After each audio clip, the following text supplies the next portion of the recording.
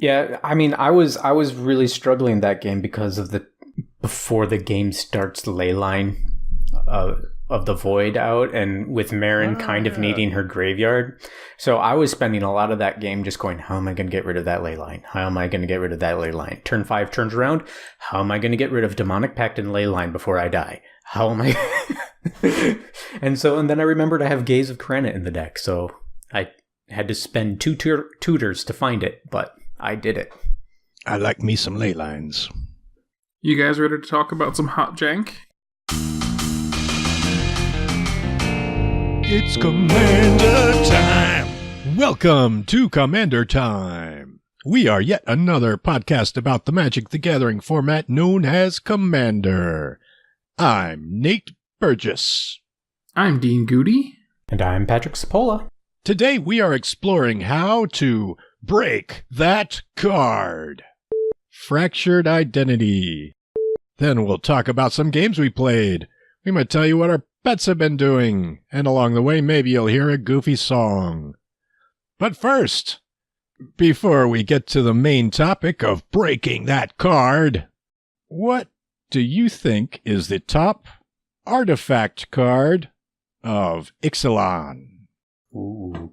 I like a thematic compass. It's the one that searches out your basic lands out of your deck and then flips into a Maze of Ith on the other side. So I'm in on it. Yeah, it's comparable to a Burnished Heart in mana cost and abilities. And if you're playing a Burnished Heart, then maybe consider this. The biggest reason why I would run Burnished Heart over this is that if you have some way to recur Burnished Heart over and over again, it's a little bit better. Yeah. And the Burnished Heart puts the things into play, doesn't it? Yeah, it puts 2 of them into play. Right. This one puts them to hand. Still yeah, good. This you can do a few times. That's true. What about you, Nate? What's your top artifact from Ixalan? I think in certain decks, Primal Amulet is going to be good. It's artifact for 4. Instant and sorcery spells you cast cost 1 less to cast. There's already a few things doing that. And if you're running an instant or sorcery deck, you probably have those too. And whenever you cast one, put a charge counter on Primal Amulet. And if there are 4 or more charge counters, you transform it into a Primal Wellspring, which is a land tap for any color of mana. And if you cast an instant or sorcery, which you probably are doing, copy it and you choose new targets. So it's comparable to Mirror Pool in its ability. That seems really good. It's better than Mirror Pool. Yeah, because it's you repeatable. can use it over and over. Although it doesn't target creatures. Because Mirror Pool, you can copy a creature. But, yeah, man, there are so many decks that want this. The major reason why I chose Thematic Compass over this is because more decks actually want the compass than they want the amulet. But the decks that want amulet are going to love it. It's going to be like It's going to be like that kissing scene in the Two Dogs movie. With a spaghetti? Yeah, with the spaghetti. That movie. Yeah. It's been a few years since I've seen that one. I am really, really looking forward to casting a Torment of Hellfire with this card. Oh, no. No, Dean. Yes. Yeah, you probably already have spell doublers in that deck, right? I have a couple. A couple, yeah. Why not just cast Ponder? I'm running, be a little bit more less severe with your casting of doubled spells. Just, cultivate. That's I'm actually great. not even running Ponder in the deck. Yeah, I'm running Swarm Intelligence and Increasing Vengeance. This is my, I took the Kess deck concept and I built it into Thrasios and Vial Smasher. So, it's got all the ramp of green and it's just nasty. It's just awesome. Is it actually in, do you have it in paper? I do. So I'm looking forward to getting Swarm Intelligence out, Increasing Vengeancing my Torment of Hellfire for I don't know. A lot. More than the game requires me to do. Yeah. So yeah, I agree, Nate. This is also my top pick for Ixalan. Ixalan artifacts. There we go. All right. Before we get to the main topic, a couple updates. You've probably noticed the frequency of our episodes has slowed down. Each episode takes a fair bit of time and energy to put together so that it sounds presentable to you, our listeners. And scaling it back should make it easier on the wonderful patrons who pledge every episode. Thank you, patrons. Thanks a bunch. We really appreciate it. Thank you. Shout out to our patron of the week, Cameron Faller. Woo! We have some questions and corrections from some of our commenters on the YouTubes. So the first question, Sultai1 asks, why does Mirror Mad Phantasm not work with Mare Sil? I'll explain it. For 1 in a blue, Mirror Mad Phantasm's owner shuffles it into his or her library. If that player does, he or she reveals cards from the top of that library until a card named Mirror Mad Phantasm is revealed. The player puts that card onto the battlefield and all other cards revealed this way into his or her graveyard.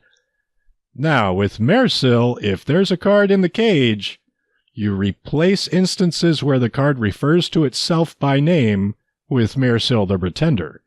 But you can't just blindly search and replace. To be replaced, the text has to be referring to the card itself. In this case, there are 2 references. The first one, Mirror Mad Phantasm's owner shuffles it into his or her library, that is referring to itself.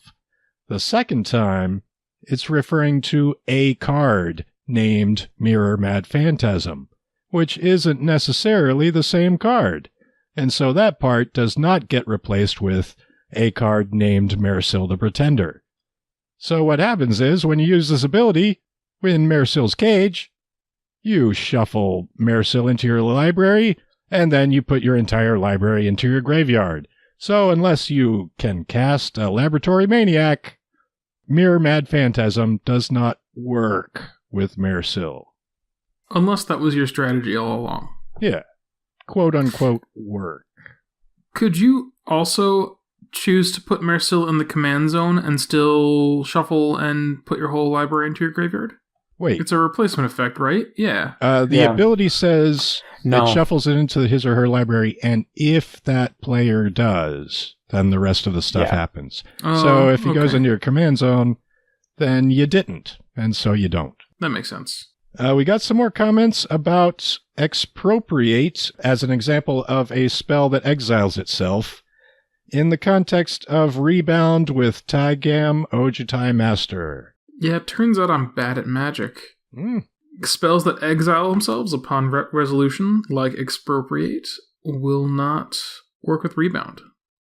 They exile themselves as part of the resolution of the spell, and the Rebound exile happens as it finishes resolving instead of going to the graveyard. Point is, I was wrong. Don't run cards that exile themselves in Taigam because they won't work with the Rebound trigger. Well, I mean, you still might want to run Expropriate. Well, sure, okay. Always run Expropriate, maybe.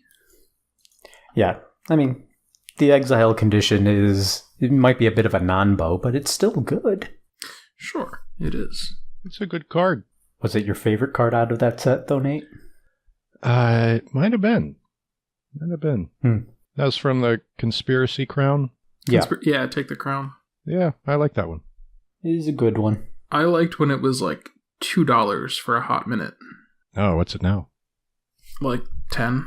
Ah, ha, ha, ha, ha. Yep, it wins games. Yeah. Yep. I wanted a limited match with it, and the Arcane Wizard guy. That was my spell. Yeah, so I got to cast it for free. And then I recurred it. So that was fun. Wait, that's a little bit good. How'd you recur it? There's definitely better ways to do it than the way I ended up having to do it. Is I had to sacrifice it and then bring it back to my hand, and then I cast it again.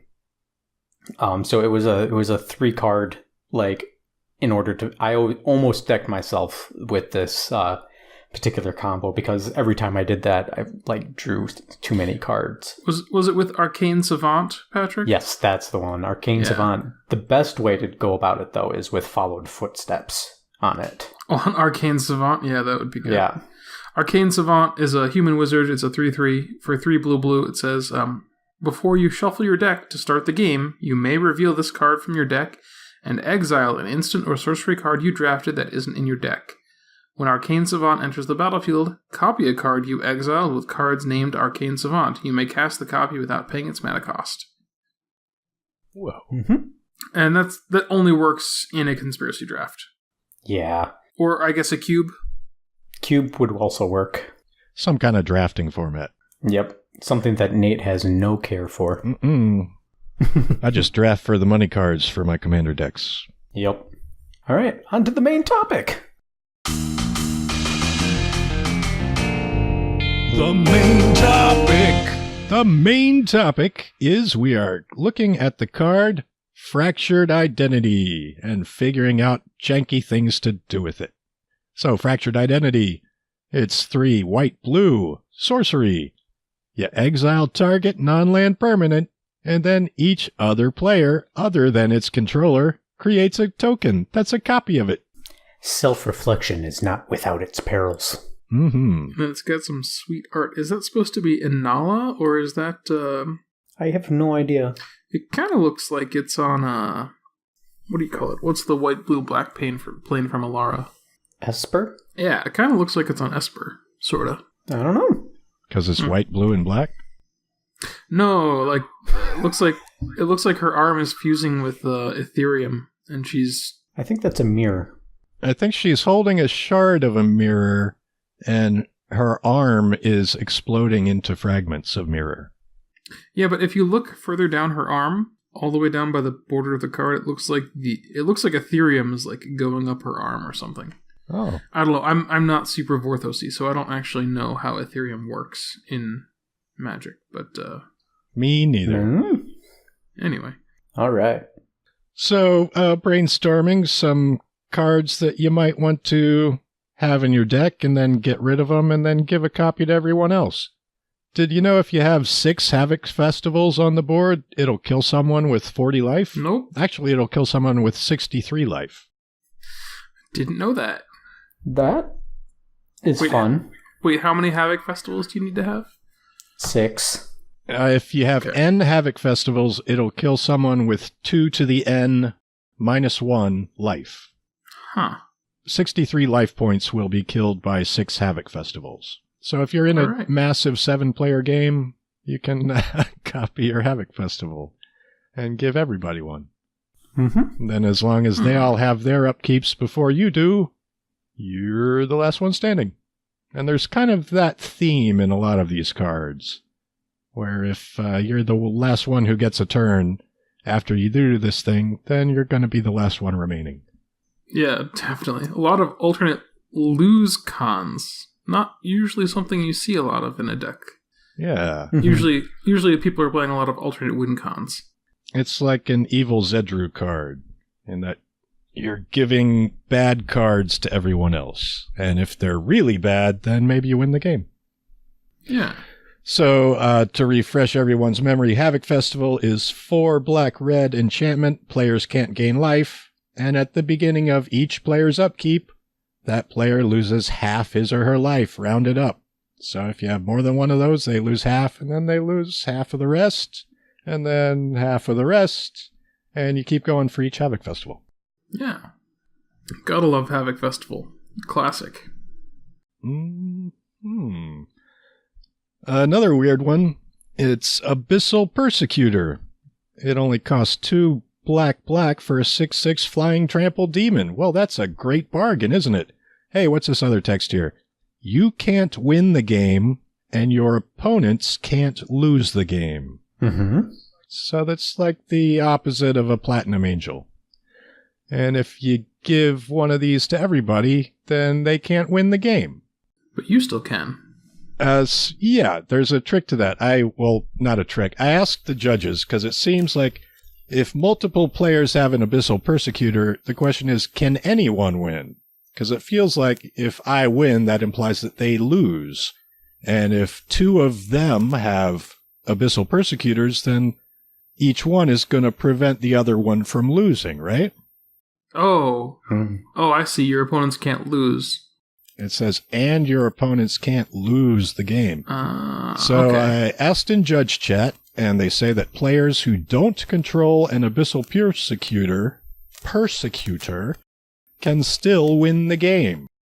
You just can't win by making everyone else lose. You can still win by resolving some effect that says you win the game if you don't control an Abyssal Persecutor. Can you win by bringing your opponent's life totals to 0? No. Interesting. Yep, they can be in the negatives. They can have 1,000,000 poison counters. It doesn't matter. They can't lose. Mm-hmm. But you could get them to 0 and then blow up their demons. Yeah. One board wipe and everybody loses except for you in this theoretical situation. Yeah, it's a pretty contrived situation. But, yeah. Somewhat, maybe. It could happen. It could happen. Another one that Dean tried out in our game. You want to cover this one? Yeah, looking through alternate lose conditions, I found Demonic Pact. This is an enchantment for 2 black, and it's got 4 modes. You might remember this from Origins. It was a very popular card at the time. At the beginning of your upkeep, choose one that hasn't been chosen. Demonic Pact deals 4 damage to target creature or player, and you gain 4 life. Target opponent discards 2 cards. Draw 2 cards. You lose the game. So I figured I could run this, get a little bit of value out of it, and it actually did come in handy. I got rid of, I forget, something of Nate's that was bothersome. And then I drew my cards and made Nate discard cards. And then before I lost the game, I just fractured identitied this and gave one to Patrick and Nate. And then Patrick cast... Oh, he revived a Bane of Progress out of my graveyard. Is that what he did? I thought he cast a Gaze of Granite. No, I did that with Gonti when I was playing Gonti. So yeah, Patrick wiped the board and it was very sad. And then later on in our game, Patrick cast Maelstrom Pulse and killed all the things that I had fractured identity to my opponents. And it was very sad. Yeah. That was fun. The moral of the takeaway from that is, if you're playing with Patrick, just don't count on anything that you do sticking around, because Patrick will crush your soul. Or that my Marin list is pretty sweet, and No, that's not the takeaway. No, I think it might be, because that's what I took away from it. I was pretty happy with myself. Well, when in Rome, build a Colosseum. I think the takeaway is that if you're going to use Fractured Identity with Demonic Pact, then realize that you're giving all your opponents 3 turns to find some kind of enchantment removal before they lose, which is a pretty big window. Yeah, no, definitely. And you're actually giving them 3 turns with upside, because they get 3 pretty decent chances to do something to tip the game in their favor. It's 3 turns, where one of those turns, each of your opponents will then draw 2 cards. And then on the next time, they'll all probably target you to discard 2 cards. Yeah. Mm-hmm.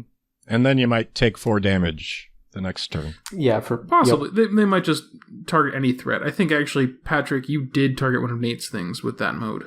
Oh. I don't remember.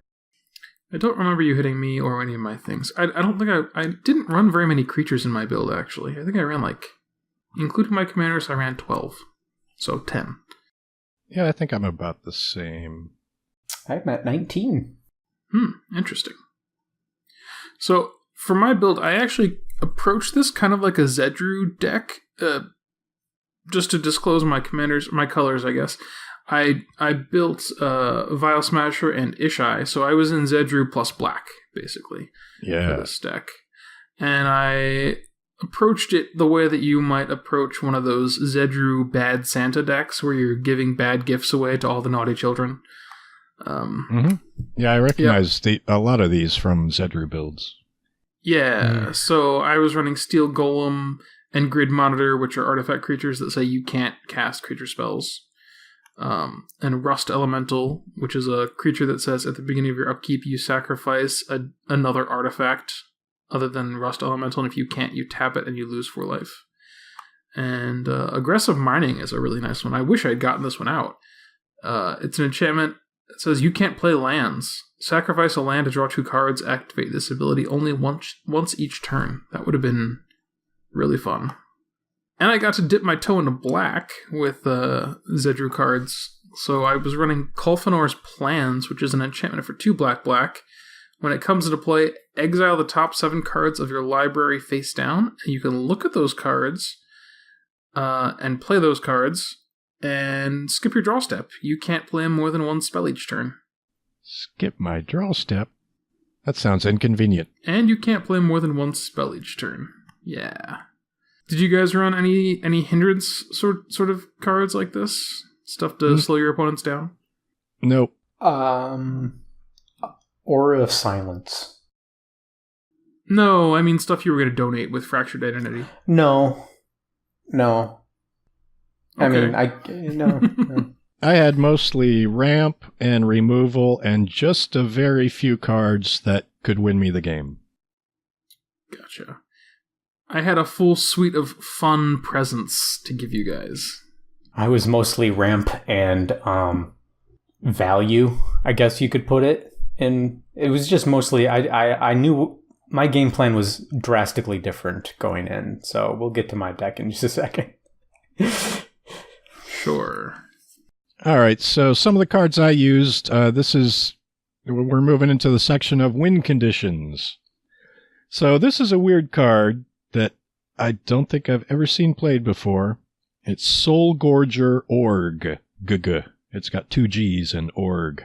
Soulgorger.org. It's 3 red. It's a 6/6 with trample. So you're paying 5 mana for a 6/6 with trample. This is a bargain so far. But when it comes into play, you lose all but 1 life. And when it leaves play, you gain all that life back. But, hey, if it comes into play, I go down to 1 life, and then I use Fractured Identity. Hey, I get all my life back, and you all have 1 life. So if you guys don't have any sacrifice outlets or creature removal to get rid of this thing, and maybe I have a Pestilence or a Pyrohemia or Cryptolith Fragment or Crackling Doom, because all those can do 1 damage to all players. So that's one possibility. Interesting. I like that, actually. That's pretty interesting. The next category, these are all black cards. One of these we can't actually use in this strategy, and I'll go into why in a second. All of these cards, in slightly different ways, they make empty graveyards lose the game. So I'll start off with Immortal Coil, 2 in black artifact. It's got some stuff on it. When there are no cards in your graveyard, you lose the game. And if damage would be dealt to you, prevent that damage. And remove a card in your graveyard from the game for each 1 damage prevented this way. So your graveyard becomes kind of like your life total reservoir. And if you play mass graveyard exile spells, like I do a lot, then you can cast Immortal Coil, as long as you have cards in your graveyard at that time, or else you're just going to lose the game instantly. And then Fractured Identity to everybody else, and then exile the graveyards. And then everybody loses but you. The next one is Forbidden Crypt. It's 3 in black enchantment instead of an artifact. Whenever you would draw a card, instead you return a target card from your graveyard to your hand. And if you can't, you lose the game. And whenever a card would be put into your graveyard, instead, exile it. So if you can Fracture Identity either of these and empty everyone's graveyards, then either they lose immediately with Immortal Coil, or they lose at their draw step with Forbidden Crypt. Yeah, I was running both of these also, actually. Cool. You added these next 2. You want to read them? One of them doesn't work, though. Yeah, I realized that actually as I was doing the show notes. So the first the first one is Lich. It's from Alpha. It's an enchantment for black, black, black, black. It says, as it enters the battlefield, you lose life equal to your life total. You don't lose the game for having 0 or less life. If you would gain life, draw that many cards instead. Whenever you're dealt damage, sacrifice that many non-token permanents. If you can't, you lose the game. When Lich is put into a graveyard from the battlefield, you lose the game. So that doesn't work for one reason only, actually, because when it leaves the battlefield, you will have 0 life and die. Mm-hmm. Not just when it leaves the battlefield. Actually, playing Fractured Identity on this is fine because Fractured Identity exiles it. But yeah, if you haven't gained life, you will lose for having 0 life. You could also run Phyrexian Unlife, I guess. Yeah, our combo's getting bigger. Yeah, you would need to run Phyrexian Unlife because as long as it's in play, you can't gain life. And then at that point, you may as well be running Solemnity as well. Hey, why not? The other card is also for black, black, black, black. This is an enchantment called Nefarious Lich from, what is that? Odyssey? Weatherlight? Something? Odyssey. If you would be dealt damage, remove that many cards in your graveyard from the game instead. If you can't, you lose the game. If you would gain life, draw that many cards instead. And when Nefarious Lich leaves play, you lose the game. So this is one that actually use that either. Does not work. Yeah, it doesn't work. Because when it leaves play, not when it goes to the graveyard. You could also play Angel's Grace in that case, but you could play Angel's Grace or Platinum Angel, or you could play Stifle and Stifle the trigger. But generally, this is going to lose you the game. You're not going to want to play this one. No. Speaking of mass graveyard exile, one of the revealed Ixalan cards, Sentinel Totem. For 1, it's an artifact. When it enters the battlefield, scry 1. And if you just tap it and exile it, you exile all cards from all graveyards. I think I like this. It seems like a card you would like. It's comparable to Relic of Progenitus. Yeah, it just depends if it kind of depends on what you want. It's another tool in your toolbox for graveyard hate. I want to say it's not quite as good as Relic of Progenitus. Just my opinion. Well, it costs the same initially, and you don't have to pay 1 to activate the exile, and you don't get to draw a card. But Relic does stick around and can put in more work over time. It rarely does, though. I mean, I tap it to exile things, but I'm not the one who picks what gets exiled in a graveyard that has more than one thing in it. Yeah, that's fair. It's not great in mill strategy decks, but it's fine in just as a generic hate card kind of way. And it also matters if drawing a card is really important to you or not. I mean, Scry 1 is nice, but drawing a card off of Relic might be what you're looking for. Yeah, I use it in mill decks, though. Yeah. The next one is Colorless, and Patrick mentioned it in an earlier episode. Leveler. 5 mana for a 10/10. Whoa. When Leveler comes into play, remove your library from the game. Hey, I was using that. Yeah. Yeah, so as long as everyone else tries to draw a card before you do, then you're the last one standing. Mm-hmm. Or just not draw cards. Just never draw cards after that. I mean, how hard could that be? Yeah. Necropotent. Easy. Done. Or Lethal Vapors and skip all 9 million turns. Yeah. Just keep skipping turns in response. Oh yeah? Well, I'd skip another turn. It's the procrastinator's way of a win con. I'll deal with it tomorrow. Phage the Untouchable. I'm going to pull her up right now, because then I can read her. Phage the Untouchable is a 4/4 avatar minion for 3 black, black, black, black. She says, when Phage the Untouchable enters the battlefield, if you didn't cast it from your hand, you lose the game. Whenever Phage deals combat damage to a creature, destroy that creature. It can't be regenerated. And whenever Phage deals combat damage to a player, that player loses the game. That's cool, I guess. But if you target Phage with Fractured Identity, Each of your opponents will get a copy of Phage the Untouchable and immediately lose the game for having Phage enter the battlefield under their control, but not casting her. Yeah. It's tough to do. You need 12 mana or some way of cheating the cost of Fractured Identity. Yeah, because you do have to cast Phage yourself. Yeah, you do. Yeah. Yeah, you can't cheat Phage out, unfortunately. Well, you can, but it's not easy to do. It's not easy. No. Yeah, you could do it if you have a Torpor Orb out. Or Hushwing Griff.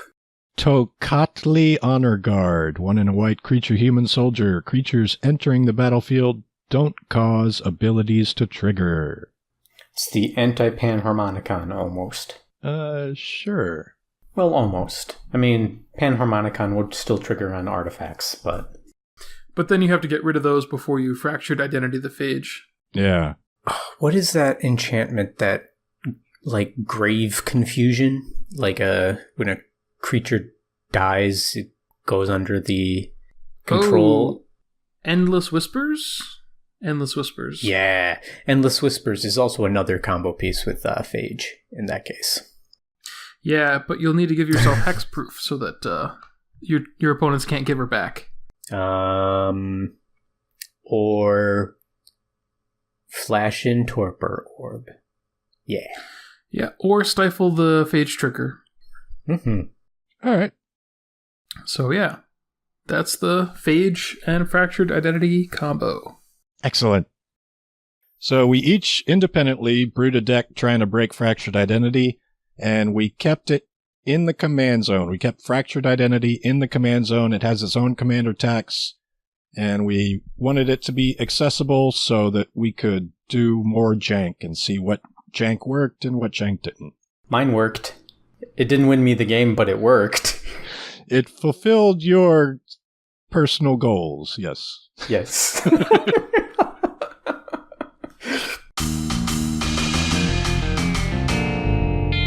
Our last game. So moving on, I'll talk about my game, or my deck, because I was the volunteered to have my deck on the batting field first, on the pitch. Is that the appropriate term? You put your deck first in the sports ways. Yes, in the sports ways. Yes, thank you. I went Bant. To bury the lead a little bit, my goal was to Fracture Identity Hivemind. I've talked about this card a lot in the last few months since this Commander Time has started, and I'm pretty sure it's my favorite card now. Used to be Mechanized Production, but I think Hivemind is just a little bit more fun.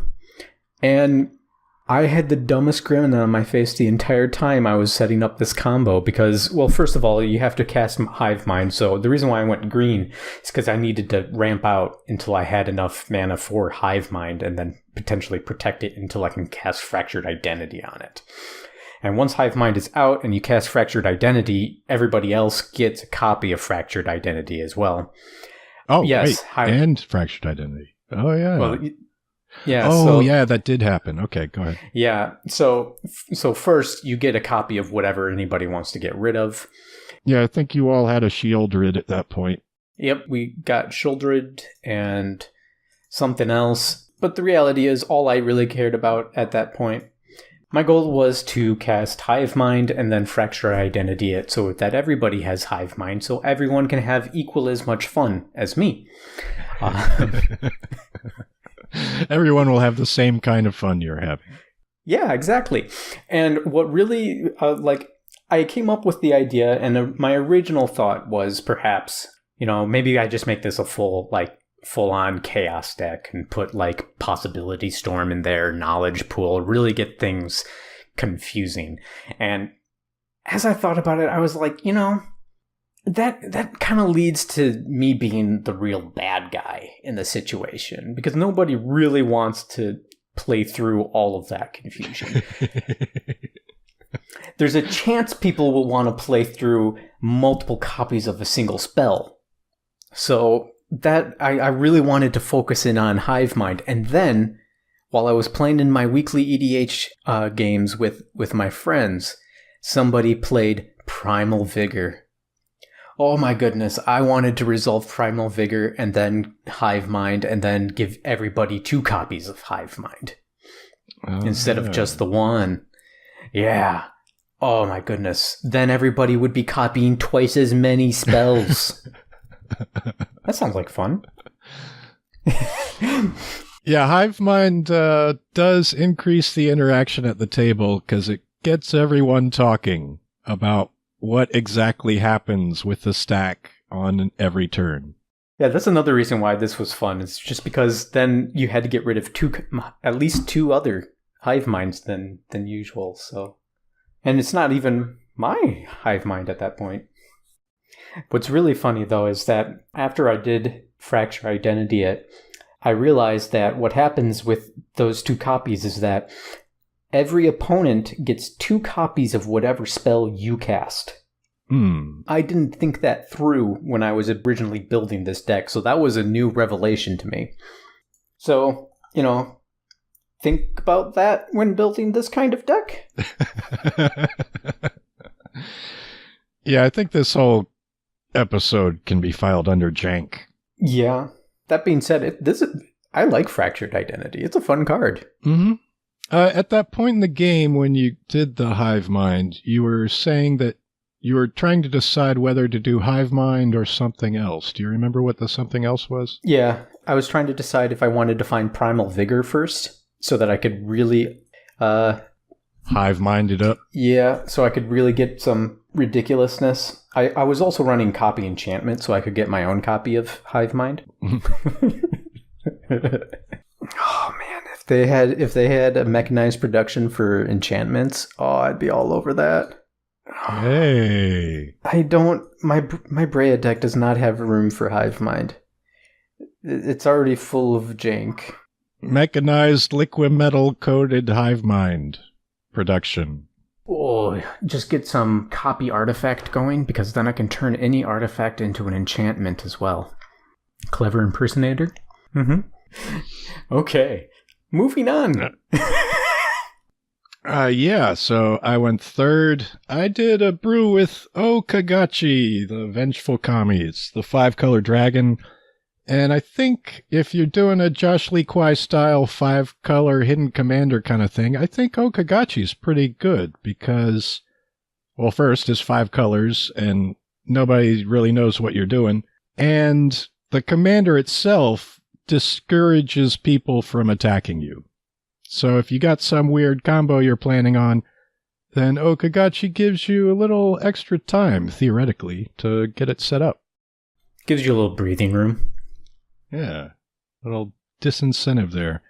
In that game, I started with an opening hand with Burgeoning and a bunch of lands, so I had a stupid amount of lands on the field by turn 2, which was a pretty good ramp. I didn't actually get to do any of my combos, but I did use Fractured Identity defensively to get rid of threats on the board and give myself a copy of them. Like Mogus. Yeah. I think we all had a Mogus, and I got a Bloodchief Ascension, and I got a Consuming Aberration that at the time was bigger than Dean's Consuming Aberration, because Dean had a bigger graveyard. Yeah. Yeah, we played one more game with some friends of ours, AZ Martinez and Cody Smith. AZ was playing his Edric Pixie Swarm monstrosity, and Jody was playing a Jorkadine Metalcraft Hitch in the Face. And I did get to Fractured Identity his Emeria Shepherd, which was minorly helpful because he was winning at the time because nobody was hitting him. I came out of the gates proving once again that Pack Rat is in fact a busted card even in EDH. It turns every card into another rat, and it pumps the whole team.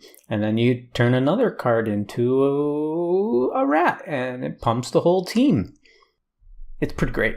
But before we move on, I think it's very important that we mention the proper way of playing a Spell Stutter Sprite. Oh, yeah. So, Spell Starter Sprite is a 1 blue for a 1/1 flash flying. And when the Spell Starter Sprite enters the battlefield, you may counter a target spell where X is the converted mana cost is equal to the number of fairies you control, or less than or equal to. And what you shouldn't do is play it turn 1 on your main phase. I think he had a Mox Opal. Yeah. He had one of those 0-cost mana rocks. Yeah. He exiled a Daze with it. Yeah. And so turn 1 main phase. Yeah, turn 1 main phase.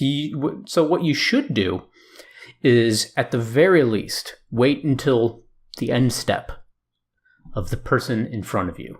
You know? Because that way, you've protected your 1/1 the entire time. I know it's turn 1 and things are very unlikely to happen, but you also, you played a mana rock on turn 1. You're already the target. You don't also need to put out a 1/1 right away. Yeah. So, think about these things before you just run out your 1/1 flyer. Yeah, hopefully AZ will remember that lesson, because we won't let him forget. Mm-hmm. Also, as another note, if you're going to take 3 turns in a row, try to win in those 3 turns. All right. I think we kind of covered our last games. Do we want to get more into that? Or move on? I think we should just move on. All right. King Makar's still good. Yeah. Mm-hmm. So, pets update. The pets update. All right. So, we're coming up on the fall, which is my dog's favorite time of the year. And especially we're coming up on the 1-year anniversary of probably his favorite night of all time. And I felt like this might be a good time to share his favorite night. I was over at my parents' house, and we were having a lovely meal made by my dad. He has one of those green egg smokers. I don't know if you've had one of those, but they're very tasty when they're done right. And he took out a turkey out of there, and he brought it in, and Talon, being a dog, was like, all right, I get to eat a whole turkey. This is going to be the best day of my life. But instead, something better happened. He was under my dad as he was cutting the turkey to be, he was carving it. And my dad didn't realize that all of the, turkey juice was falling off of the counter and just covering Talon in all the turkey juice. Mm. And he was just sitting there just eyes half closed, just drinking all of this wonderful turkey juice. It was when he later came and found me and Rebecca, I have to say, he has never looked so satisfied in my life. He looked at us like, you won't believe what just happened. It is the best thing. And we did have to give him a bath that night, and he was not very happy about that because he really wanted to just keep smelling like turkey. Yeah, he had his work cut out for him. Yeah, so that is the story of the meat shower that he experienced, and every time we return back to my parents' house, he keeps an eye open for another meat shower. Okay. For those of you wondering where Dean went, halfway through recording, his computer melted down, and so we only got the first half hour of his audio. So we'll leave you today with a song about a white zombie. Visit us at patreon.com/commandertime. You can find me on Twitter at Grubfellow, at Detective Yarmus, at Mr. Plorg.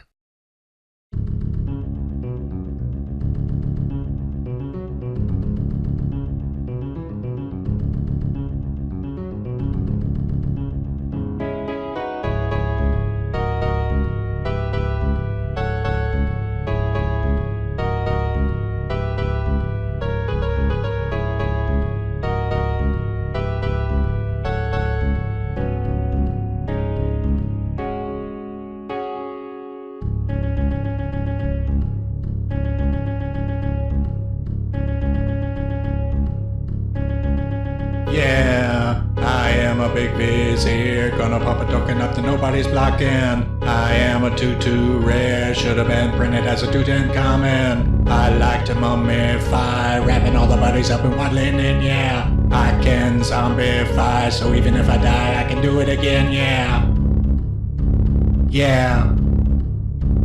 Yeah, Temet of Nectaman, Temet of Nectaman, Temet of Nectaman, gonna pop a token up that nobody's blocking. Temet of Nectaman, Temet of Nectaman, Temet of Nectaman, should have been printed as a 2/10 common.